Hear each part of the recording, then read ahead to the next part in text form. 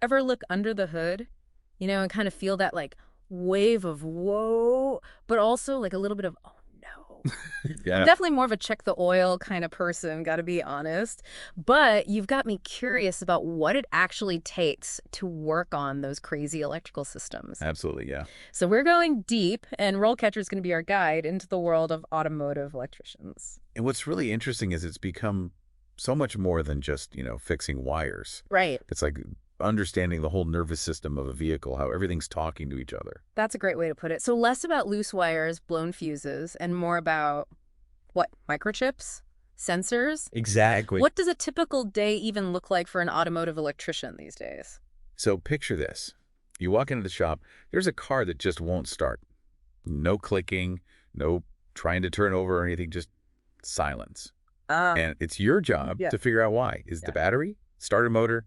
Could be a sensor. Like hmm way deep in the system messing with the car's computer. It's like being an electronic detective. Suddenly, those high-tech diagnostic tools that RoleCatcher mentions make a lot more sense. Oh, absolutely. You might use, say, an oscilloscope. Okay. It's kind of like an EKG, but for your car's electrical system. Right. So you can actually see the signals going to and from different sensors. Wow. That helps you figure out if a sensor is sending the right voltage or if the signal's getting lost somewhere. So it really is that mix of hands-on work, but also some serious brain power, not just swapping out a headlight bulb anymore. Exactly. And that's a big part of why this kind of career might be a good fit if you like problem solving and always learning new things.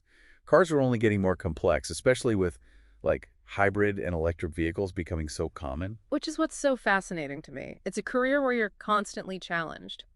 But before we get ahead of ourselves, who's this kind of work actually a good fit for? Yeah, good point. Because it's not your typical 9 to 5.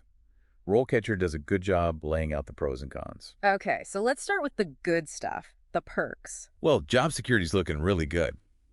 As cars rely more and more on these complex electronics, skilled technicians are only going to be in higher demand. Makes sense. And often that means, a pretty good paycheck to go with it. Okay, that's always good to hear. But beyond just the practical stuff, what about the work itself? What seems to be the most rewarding part? From those RoleCatcher interviews, it seems like that blend of hands-on work and constant learning is a huge draw for people. You're not just doing the same thing every day. Plus, there's that real sense of accomplishment when you crack a tricky electrical problem. Get that car running again. I can see that. It's that aha moment, but then also being able to actually see your work have an impact. But gotta be real, every job's got its downsides, challenges in this field. Well, it can be physically demanding. A lot of awkward positions under the hood, trying to reach those tough spots. Right. Can also be stressful, especially dealing with customers who just want their cars fixed, like yesterday. So you need a good amount of patience, be able to handle a little pressure. Absolutely. Plus, let's not forget about some of the hazard shocks, Mm. burns from hot engines, sometimes exposure to hazardous materials is something to keep in mind. Definitely not for the faint of heart. Takes a certain type of person to thrive in that kind of environment.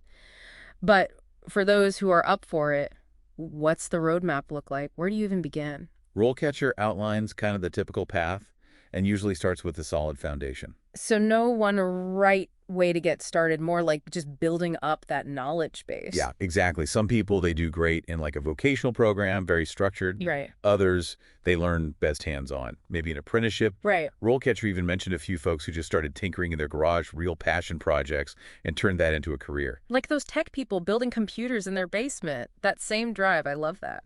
But speaking of tech, we got to talk about this whole AI thing. RoleCatcher mentions it a lot.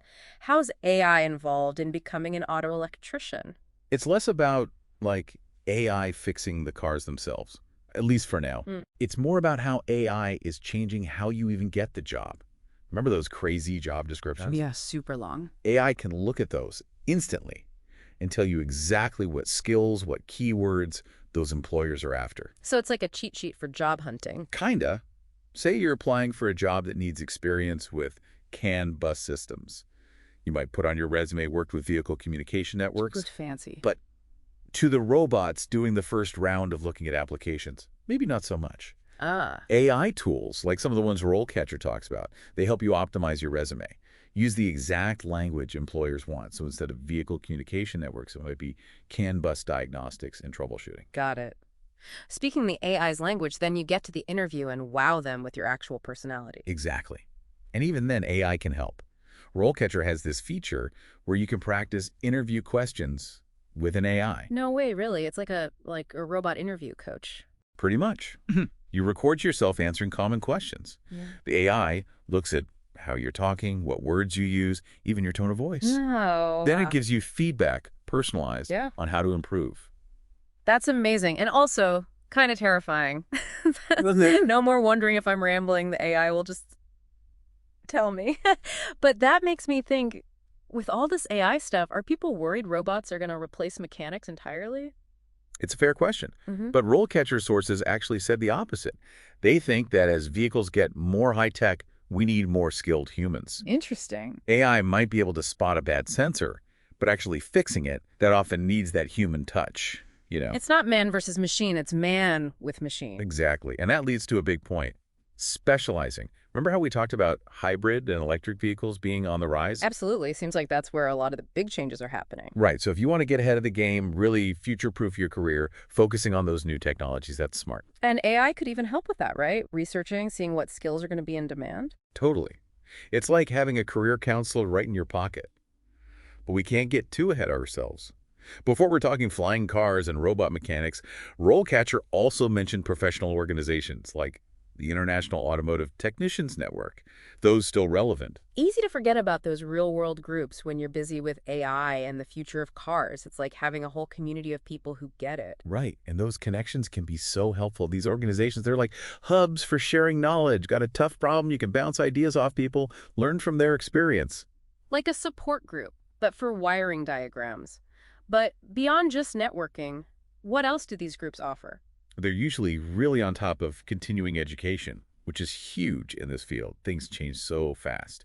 Specialized trainings, workshops on the newest diagnostic tools, certifications. Those certifications probably look pretty good on a resume, too. Oh, absolutely. Some of them are becoming almost required, especially for working on like the high voltage systems in EVs, safety and all that. Shows you're not messing around. Okay, so bottom line time.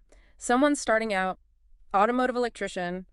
What kind of salary are we talking, realistically? The numbers RoleCatcher found were actually pretty encouraging. Even entry level, you could be looking at maybe $40,000 to $50,000 to start. Yeah. Depends where you are, what experience you have. Not bad at all. And I'm guessing room to grow from there, especially if you get more specialized? Oh yeah, for sure. A few years under your belt, some specialized skills, especially in those high demand areas like EV repair, you could be making $70,000, even more. Not just a job, it's a career, and a good paying one at that.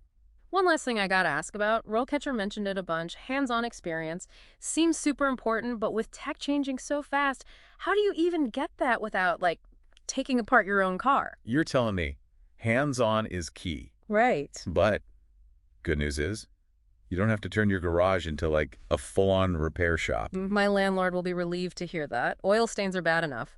So, what are some better ways to get that experience? Internships, apprenticeships, those are great. A lot of vocational schools, even some high schools now, they've got partnerships with local shops. So you're learning, but also actually doing the work at the same time. Exactly. And don't discount side projects. Even just helping friends and family with their cars. Or volunteering, maybe a community center that needs help with their van, something like that. That's a really good point. Not just learning, but showing you're proactive. It tells an employer, you're not just there for the paycheck, you actually like this stuff. I love it. So anyone listening, feeling that spark, don't wait for opportunity to knock. Go build your own. Couldn't have said it better myself. This whole deep dive has been really eye-opening, I gotta say. And for our listeners, if you're intrigued, definitely check out the RoleCatcher stuff. Tons of great info if you're serious about this career path. Until next time, keep those engines running.